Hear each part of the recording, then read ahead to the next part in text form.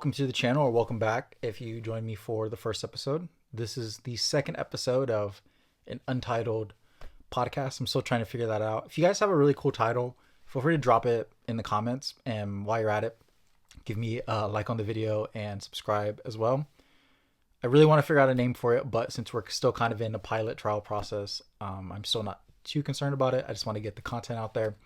And for this second episode, I was kind of juggling a couple of different topics that I wanted to speak on this week, but over the weekend, something unexpected kind of came up as a topic, and as it developed throughout the weekend and into this week, I wanted to share it with you all. So the topic for episode 2 is going to be about knowledge.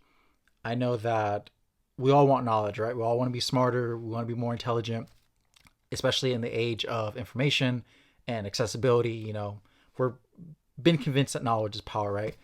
But I'm here to tell you that, contrary to popular belief, knowledge is not power. And this is why. So let me actually give the backstory on how I ended up coming to this topic. As someone who enjoys reading and learning about things, I've had so many people in my life give me these compliments of like, oh, you're a encyclopedia, or you have all this niche knowledge I would have never known. And I accept that with grace, and it's very nice to hear those compliments. However, it's not the where all be all. And I know that a lot of people will say that knowledge is power, or even then, the alternative for people that don't think knowledge is power, they will say that knowledge is potential power. And while there's some truth to that, I would say that knowledge is neither power or neither potential. It is just a complement, or maybe to kind of humanize the term, it's a companion. And what I mean by knowledge being a companion is it is a supplement to what is already existing in your life. I think oftentimes with knowledge, I've talked about this in the last episode, how we are subtly obsessed with the idea of novelty. And, you know, who doesn't love learning new things, right? It's something that we can use kind of in our self-help, self-development realm. We could use it to improve our careers, to improve our friendships, relationships, whatever it might be. But think of a companion in your everyday life is not novel, right? Think about if you have a pet, dog, cat, whatever it might be, and you consider that your companion. Would you really want a different dog every week, or would you want a different animal coming into your life, in and out, you know, sharing the bed with you, pooping on the floor? No, right? You are only going to be comfortable with the consistent thing that is already existing in your life, and you want to cultivate with that. And that's why I think that knowledge, it's a little bit taboo, I would say. The idea that we all need to inherit this knowledge, we need to kind of feed ourselves with information and all these things, especially now, like I've mentioned, with things being so instantaneous and accessible. Just even researching for this and just adding things. I'm just one Google search and tap away from a plethora of knowledge and information that I could use for this. And I wanted to stick with the fundamentals to explain this, and it kind of goes into how I even got here. When we talk about the Bible, trigger alert. I don't read the Bible every consistent day. It's something that I have done in the past, and I've fallen in and out. And right now I'm back in a very consistent place, and I hope it stays there. And for whatever reason, as I was been reading the past week, I was reading for what it's worth, when I went to Europe a couple months ago, I went to a couple places that the Apostle Paul went to, particularly Thessaloniki. So I've been reading through Thessalonians, and there's a verse in 1 Thessalonians 4:11 that says, "You must seek to make it your own, to lead a quiet life. You should mind your business and work with your hands." And I think regardless whether you're religious or secular, this is one of those interesting intersections where either side would agree that's something to strive for, right? To lead a very simple life, not to be flashy or boastful, to be able to adapt to your situations, to work with your hands, be productive, create, and just kind of stay out the way, you know, 10 toes down, so to speak. And for what it's worth, I read that passage, and then I don't know why, maybe because I've been looking up things on YouTube, the algorithm does its magical powers. I got recommended this podcast up here over the weekend. For what it's worth, I don't have any context on George Janko. I kind of know him because he worked with Logan Paul on Logan Paul's show. I don't even know anything about Logan Paul or even anything about these people in the video. And I think that's where I faltered, and that's where I should have stopped. Not to not watch the video, but as I was going to play the video, I need to accept that I do not know. I don't know these people's backgrounds. I don't know the content that they produce. And most importantly, I don't know the content of their heart or their character.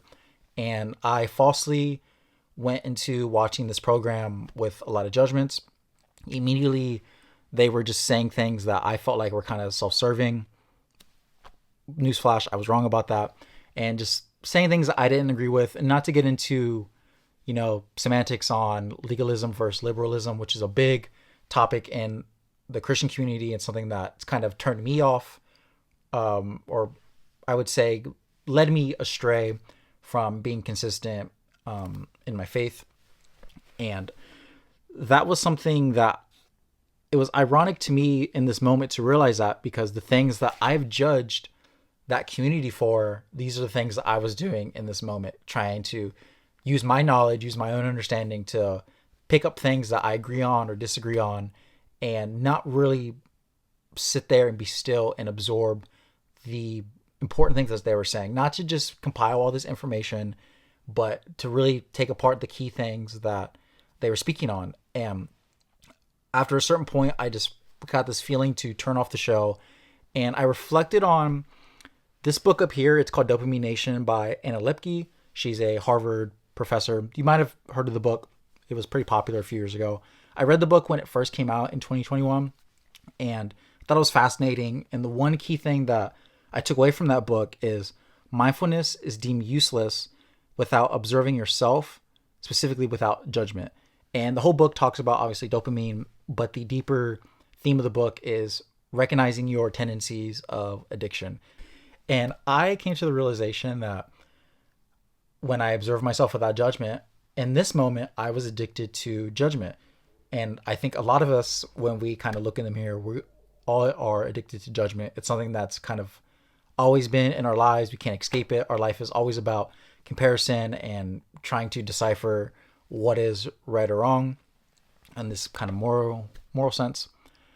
And I'm glad that I had that reflection as I stepped away from the show, because I would have watched the entire show in one sitting and not realize this. I probably would have had all the judgment about all these people that are not doing any harm. They're trying to, even evangelicalize. They're trying to outreach and plant seeds in their community, and even outward. They have. I'm big on having conviction in something. I think we could talk about this in another podcast. I think a lot of our problems in our world now is that people don't believe in anything, period, other than themselves. And when we just rely solely on ourselves, we will fail 100% of the time. So I took a step back. I kept this in mind and then went back to it the next day. But here's the interesting thing. I went back to it the next day and I read a verse in 1 Corinthians 8:1. And it's the most simple verse you could think of, but it was the whole summation of the problem that I had realized. And it simply says, knowledge puffs, but love edifies. And that is something that it is so simple to realize that, but we just get so caught up. We overly complicate our lives and our situations. But it's going to sound hippie, and I've been one. My friends know I kind of have made jokes about people that are kind of like hippie on this like, oh, peace and love movement. But it's really true. And when you kind of take a step back and use your knowledge, you realize that love is the ultimate edification. Love begets pretty much everything in our lives, right? It begets our relationships, our self-esteem, self-love. It begets our health, our recreations and hobbies. It just begets our entire life. You're not going to have a satisfactory life unless you are in love with it, right? And I realized that. I took a step back and re-entered that podcast, and I said, instead of coming from a core of judgments and trying to use my discernment, which I feel like my discernment, that's a skill of mine, but it can also, like anything else, your skills can fail you as well. So I went back to it, watched the whole thing with kind of a sense of love and understanding and stillness. And there's one particular person in that, I guess, podcast. His name is Bryce Crawford. He's a young kid, right? I didn't know this until maybe the very end of the show that they were talking about it. He's only 21 years old. And the fact that he is able to be so convicted in what he's talking about, and not in a conviction way that we see in so many areas in our country and in our world right now, where people are just so overly confident using, again, their information and their knowledge to convey a message. He is so genuine in the way that he is speaking to people. He gives the caveat that he does not know all the answers, but the conviction that he has is leading him to do something beyond himself. And I thought that was really beautiful. And the fact that he was 21, and, you know, I've come from a place as well where people have given me my flowers for being a younger person and having a little bit of a mature outlook on life. And the fact that he is younger than I am and is doing this with so much uncertainty, so much judgment from others, I would have just added to that, you know, maybe not in the sense of like a social comment or anything like that, but in my own head, I'm kind of adding to this problem. And maybe that's why people don't believe in things the way that they should. Maybe it's because of judgment and this fear and this kind of lingering feeling of shame and guilt if they do speak on something that they have conviction in. So really interesting kind of point of view. And I think, again, something to really consider with knowledge is that we will never have all the answers. We will never truly arrive. You can read all the books you want. You can be as, you know, talented and skillful from gaining knowledge, but it'll never, just like I said with novelty, knowledge is never enough. It's never truly power. I think about this quote a lot from the Stoics. It says that some geniuses are content to live entirely in their own head. And I think even if you're not a genius, even if you're just a normal Joe like me, there's a lot of times that when I feel convinced on something, or I feel like I have the tools or the certainty to answer something, I am content to live in my own head and feel like my answer is right. Everything else is BS. And I think that's just a very short-sighted way to approach things. So the last thing that I thought about too, I was thinking about this as I was prepping for the show. I read something years ago when I read Notes from the Underground by Dostoevsky. And there's a key point in there where he says, perhaps suffering is just as great of a benefit to a man as well-being. Man is sometimes extraordinarily, passionately in love with suffering, and that is a fact. And going back to the whole idea that love edifies and begets everything, even in our suffering, I think this is where the discernment that I've realized with knowledge comes in. When we use our knowledge of ourselves and our own experience, where we've been, where we're at right now, and where we will continue to go, we place a lot of self-judgment on ourselves, and we try to, you know, figure out the value of certain things. When we work on something with our knowledge and it doesn't work out, we judge ourselves, we condemn ourselves, and we convince ourselves that we are unqualified, we're unable to do things. I firsthand am a victim to that. And we kind of sit with our suffering and use it as a crutch or even as a detriment to us, right? And when you turn your knowledge to accept that, you know what, sometimes you work on things and they don't end up with the expectation that you hope for, but you use the knowledge that you had as a companion to kind of move you forward, the suffering doesn't become so bad after all. And the suffering that we have in our lives, when you kind of use it to your advantage, it is something that is a tool. It is a enhancer for endurance. It's an enhancer for wisdom. And that's what I think he means by when he says that some of us are extraordinarily and passionately in love with suffering, is that when we see it as a positive instead of a negative, it is in the same realm as using love in our romantic relationships with our children, with our friends, with our communities, with our hobbies. It is something that takes us to a place that is beyond us. So this is the last thing that I'll say about this topic. This is what I'll say too. I don't know where I heard this from, but it was really reassuring to me as well. And that when you tell someone to do something or you give a suggestion, even though you could claim that, oh, I'm not judging them, I'm just trying to help them, the fact that you're telling someone the what or the how in something, that is still judgment. And that's something that I've realized. I've tried to pass that along to others, that wisdom. So this is how I have, as of late, maybe the last year or so, approached a lot of situations. And I'm just going to pass it forward to you. Take it for what you will. When judgment comes and you are thinking that you're entirely knowledgeable on something, turn it on yourself and ask yourself this question. What do you mean? When you ask yourself, what do you mean when you are judging something, when you are thinking something is right or wrong, when you're trying to assess the value of something, ask yourself, what do you mean by that? Why is it so important to you that you are placing this judgment on this particular person, this particular thing, this particular action? What do you mean by that? And when you turn that on yourself and you ask yourself that question, because think about when someone is speaking to us and we don't agree with them, that's what we ask them, right? We ask them, what do you mean? We try to get clarification of something. Even though we know we don't entirely agree with them, we ask for the clarification to hope that things will either make sense or to kind of reaffirm what we believe. And when you ask yourself that question and you're still with it, it opens up a lot of possibilities that are outside of judgment. And for me, using this podcast as an example, when I asked, what do you mean to these people speaking? And I understood what they were trying to say. Maybe it wasn't the most articulate way of saying something. Maybe it was a little bit misguided. I don't know. I'm not going to say they were right or wrong or anything that they talked about.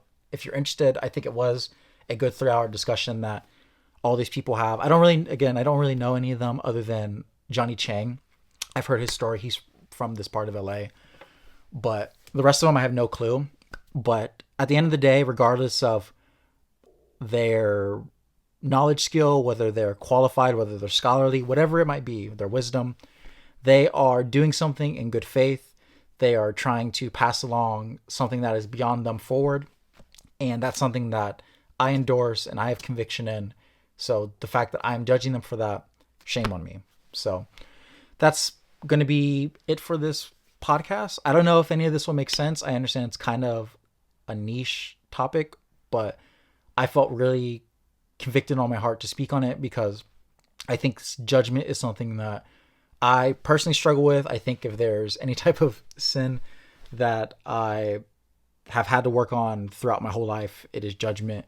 And I think it's just a reflection of myself and my own insecurities that I've had in the past of being judged and feeling unqualified or unwanted for things. And now that I feel like I'm mostly beyond that, like I said, I don't think I'll ever fully reach it, but I think when I ask myself that question of why I'm judging something, what do you mean by that? It helps me combat a lot of things that could turn very negative and to get myself in this own echo chamber thought bubble of what I consider to be right or wrong. So if you enjoyed this, leave a comment. Let me know your thoughts. Let me know if you struggle with judgment. Let me know if you struggle with this kind of obsession and, longing for knowledge and wisdom. And if there's anything you disagree with, I hope it's not in judgment, but if there's anything that you want to add to this conversation context, please leave a comment. I'd love to hear your thoughts.